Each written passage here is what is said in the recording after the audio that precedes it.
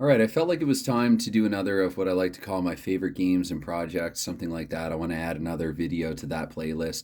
And what I had in mind today actually was to talk about Paradise Hockey. Paradise Hockey, if Stratomatic 25 years ago planted a seed, Paradise Hockey really, well, I guess made that seed grow into a plant or a tree, or it renourished it, it rekindled something. What am I trying to say here? Doesn't matter. Anyway, I think you get the idea. So Stratomatic planted a seed, but why am I not arriving at that? Paradise Hockey. Anyway, we'll leave it in here. I like to make fun of myself. No idea what the word is. So what I did with Paradise Hockey, I think I had it printed it and finally set it up one day. And I was actually, my wife and I were getting ready to go somewhere that day. I remember it was a Saturday afternoon.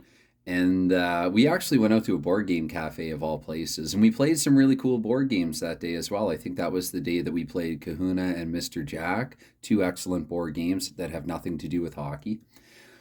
And we ended up, I don't know, it was at this special cafe actually that was kind of far away from here. Board game cafes, they have them here in the city of Seoul. And I think we were away about 12 hours thereabouts. I want to say even a little longer than that. It might have been like 14 hours. And I know that I spent all of that, not all of it, but like a good chunk of that 12 to 14 hours from time to time, even though I was enjoying where we were and what we were doing. I kept going back in my mind to that like that part of a shift that I had played. Basically, I'd done a face off and someone had passed the puck. I think I can't remember even the teams. I might have had like Montreal set up against Chicago or Toronto or whoever. And just like the face off and passing the puck might have been, come to think of it, maybe Team Canada. Anyway, it doesn't matter. But just that few seconds, and that was all that I thought about. And not again, not all, but a lot of what I thought about, and especially on the train on the way home. I'm such a big kid. I just remember thinking like, I can't wait to get back home and just sit at the table. And yes, it would have been at our living room table where I don't normally film, um, and or record or whatever, and just play Paradise Hockey. It was, and actually somewhere on that train ride back home, I had decided in my mind I was going to replay game for game the entire 1963-64 NHL season. Um, that is a 210 game campaign. I got 83 of 200. I'm pretty sure anyway, give or take a game. I got 83 games into that campaign of 210, and finally I had burnt out on it entirely. And probably the decline, like the burning out on it, started probably a little earlier than that, around game 60 or 70, certainly by about game 75. But that's not a knock on the game. Like, why would I take something and call it my favorite games and projects when it's a project that's incomplete, that if I'm being honest, I'm not entirely sure if I will ever complete it. I might incrementally, what I might do is go back through it and play it slowly, but these are not all Paradise cards, actually. These are some. This is 4th Street Hockey Easy version, some teams that I printed for that. Some others are in envelopes. I don't have these ones in envelopes yet. It's hard to find the right size envelopes actually here in Korea, and this is for I Play Hockey, one of my own games, Boston and St. Louis 2019. Um, what I do is envelopes that you give money to people in, at least here in Korea, and I cut them in half, or I try to cut them down to an appropriate size. So that's what these are, and somewhere in here I should have my Paradise ones. Goodness, I just assumed that they were here. Here's some easy version teams. So this has unintentionally become a bit of a showcase, I guess, of some other stuff that I have. And why is that one empty? Oh, this is the IL, the injuries list. When a player got injured during the 63-64 season replay, I'd take them out of the team set and put them in this envelope here for however many games. But I have the Toronto Maple Leafs. I think I did pretty good at printing their, if I do say so myself, at printing in Maple Leafs font. And the other ones I just tried to do a nice job, nice and neat, easy to see, easy to find, and everything. Detroit, Montreal. These are all the 1963-64 season, I guess. For example, I could open Chicago. They took a lot of penalties that year. You know what? Actually, I'm going to open New York. At least in the early going of this replay, what really surprised me were some of these New York players and some of these New York games. They did really well. One player in particular, and it's really strange. And again, this I've talked about dice magic and dice luck. Like his card. Camille the Eel Henry. He's good, but he's not great. He's not fantastic. He's not outstanding. Let me see if I can get the focus a little better on that. He's not like a superstar or anything. But in this game, at least in the early part of my season and even a little later on, he just tore it up. In fact, if I recall correctly, he was injured for a few games, I think. But in terms of points per game, at least for a while, he was like in terms of point per game, he was the best in the league. I guess I could say. Some of my other cards, like some of these are the international ones, the World Cup 2004 set. I thought to use these clips for them. These are some unused cards. If you wanted to add a player, you could do that. That's just kind of what I arrived at for setup. I have some other pawns and magnets in here and stuff I didn't even know I had. An elastic band, those always come in handy. And yes, some of these, if you can see them, some of them are little soccer balls and stuff. I just ripped the stickers off a game. I'm always looking for little stuff, little like doohickeys that I might find useful someday. And they're in kind of a mess here, but I don't know. I like the mess. The mess isn't stress. I like a little mess, not too much. But so yeah, these are other teams, and these are my Pairadice hockey teams. I'm not going to open all of them. Boston had kind of a lousy team that season.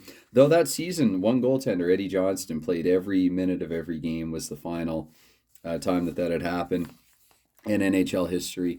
And it was a significant season, and I had this happen in my replay. What was it? Gordie Howe surpassed Rocket Richard, and Terry Sawchuk was also poised to surpass George Hainsworth for the shutout record, the 94 all-time shutouts. I think he started the season with 91 or 92. I don't have the numbers right in front of me, but it's thereabouts. And he was about to do that in my replay. I think he needed one more shutout. And again, I was only just over a third of the way through the season at 83 games of 210. So why I would call this one of my favorites, even though it's an unfinished project, is that it taught me a lot. It sort of taught me where my comfort zone is for doing a season replay. I remember actually corresponding a little with PJet in the middle of this project. User PJet, I think he's pretty well known here. He's Seals Fan 1 on Delphi. Hope that he wouldn't mind me drawing the connection between the two. But and he would talk about other games like shootout hockey that are sort of simple and quick playing games that have a little more depth to them. And I agree with him in that regard. Obviously, I really like shootout hockey. I've since played multiple projects with shootout hockey, multiple. I was going to say replays, but they were what if projects, what if replays, I guess too. It's tomato tomato, but goodness, lost my train of thought there for a moment. I was just going to say that just because of that, I don't really see Pairadice in a negative light for that at all. It just, again, I think that Pairadice is a great game for what it is. It's a little more simplistic and a little more repetitive, but even since I've stopped playing the project, I played it with a client one time. It was great. We had a lot of fun, and also I've played it with my wife the time, and we had a lot of fun with it as well. It's really underrated as a two-player game. It wouldn't surprise me actually if Harv Fury, the designer of it, if he actually did play like casual two-player games with friends as and while he was designing it, because it really does work quite surprisingly well for that. I guess this was the final game in the schedule that I played. Well, it's kind of sad to look at it that way. December 15th, Toronto and Boston there, 3-1 win for the Leafs. Again, Boston did not have a great team that season. I guess this might have been the first one, October 12th of 63. New York over Montreal. I was doing one-sided printing then. Toronto and Chicago had tied. I'm looking for a really good game early on that I had between the Habs and the Leafs, actually, but just my luck, I'm not going to find it. Yes, this one here. Historically speaking, there were a lot of coincidences in this game, actually, between this and the history. I think, Tim Horton scored in the third period, which he did in the same period, in the same game, on the same date in history. And there were a couple of other things like that happened, that this one actually bore a bit of an eerie resemblance to the historic game played on October 16th, 1963 at the time. I've mentioned this in a previous video. There is some overlap between this and another Pairadice video. I'm aware of that. But, this is what I do for power play and penalty kill. Just a little... I won't call it a pro tip. That would be conceited of me, but like a player's tip, a hobbyist tip or whatever. That's what I like to do for Pairadice. And that way when so I don't have to move the cards around. When I have the cards set up on the board, which I'm not going to do this time, but when I have them set up on the board, I can just look to this, like during the power play and or the penalty kill, to see who, like, okay, so if it's to the left defenseman, then I just see who the left defenseman is, for example. Um, but Yeah, so that's my Paradise project. I had a lot of fun with it. I learned a lot. I learned not to overwhelm myself. Actually, when I started the League of Champions and Presidents, which might also get its own video in this playlist at some point. No immediate plans for it or anything, but I set that at 72 games. I set that regular season at 72 games by design because, again, when I was getting to about the 70, 75 game mark, and this one is really when I started to feel like I was burning out on it. There were little bouts earlier in the season where I was starting to feel that way, and then a spark would be rekindled, and I'd keep going with it. But it's again, it's a great game and it's a lot of fun. I guess obviously I cannot honestly or reasonably endorse doing a full season replay with it, and I feel a little bad about saying that. But I would say that because, again, that's just me. You could do a full season replay with it and have an awesome time with it, and power to you if so.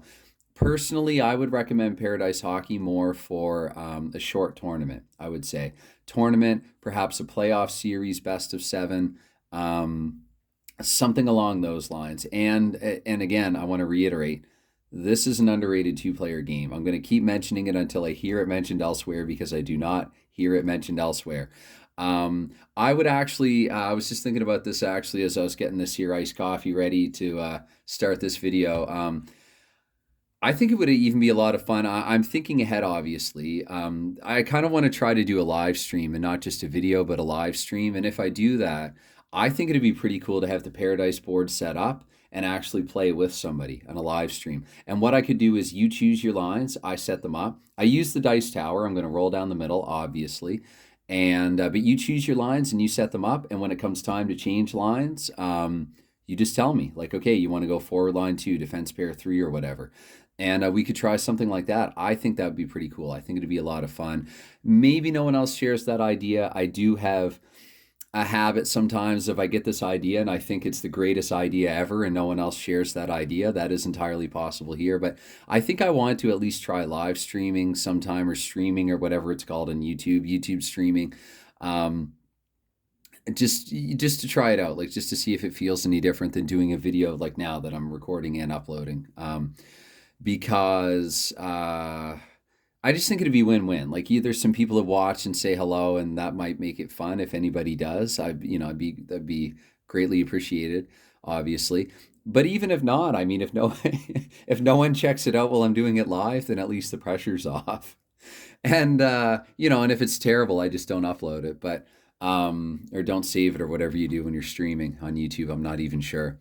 But that was another idea that I had. And again, I think that could really sort of highlight or point out what kind of a fun two-player game that this can be. It could give it some good exposure in that way. So there is that. I would also someday like to try the Paradise Blast variation that Oli Nimala has on his. He's got a couple of games up now on his channel doing that. So that'd be interesting and fun as well. But yeah, I really, really, really want to try as my best, as well as I possibly can, not to have any negativity on this channel. And so, basically, rule of thumb, if I'm talking about a game on this channel, it does mean that I enjoy that game. I'm not going to put a game on this channel if I do not enjoy it. So though I sort of stopped short on the full season replay project, Paradise is a game that I still, even to this day, really enjoy on occasion when I set it up. And furthermore, these score sheets are fantastic. I guess I only have half of a blank here. I will, for what it's worth, when I start my Status Pro 1924-25 season replay, I might as well show when this filled out. I will be using these score sheets, probably not tallies. I find dots are better than tallies. They're a little faster and a little easier to track for me. For whatever reason, I do my little and what I also do is, if a goalie makes a big save, I put it in and around the goalie's name. So I'll have, if you look at, for example, Hockey Bones, when I talk about goalies making big saves and stuff I posted about Hockey Bones, I keep track of that by like little circular pucks or whatever, little periods, little dots. Um, so I'm going to use that for Status Pro Hockey as well when I do my 24-25 full season replay. Anyway, this is about 15 minutes long. I just felt like, talking, sharing, getting some stuff off my chest, I guess. I mean, nothing at all to be upset about, quite the opposite. But I just wanted to share some things and goodness. Yeah, I'm quite enthused about some things, going forward. And if anyone else shares in that enthusiasm at all for whatever reason, then bonus, right? Icing on the cake. But this is definitely for me, and I feel good about doing this right at this moment. And I will say this though, I did notice when I got up this morning, I am at 59 subscribers. And while this is not of any kind of popularity contest or anything that I care to get into, I have no delusions or illusions or anything about a tabletop hockey channel ever breaking it even remotely big time or whatever on YouTube. That'd just be I realize it's a small hobby, and even among the limited number of players, there are even a smaller number that would actually care to watch something on YouTube about this. There are probably some people who play tabletop hockey who just don't care for YouTube, and that's totally cool as well. But anyway, here's the point. I'm at 59. I'm one subscriber away from, having a subscriber for every minute of a full 60-minute hockey game. So, if you have a cousin or a cat or a friend, if you have a cat with a YouTube account, um, goodness, why did I? That sounded funnier in my head actually when I thought of it moments ago. But yeah, if you know anyone who might, I don't, I don't want just like mom or dad or anything like that. No, somebody who's genuinely could take an interest in this hobby, please give it some consideration. So. Anyway, but yes, I'm incredibly grateful with all the support that this has received thus far. To be honest, I've been kind of surprised with the level and amount of support that this has received thus far, and so I guess bears repeating. I'm very grateful about that. And this is already 17 minutes. You know what? Bye for now.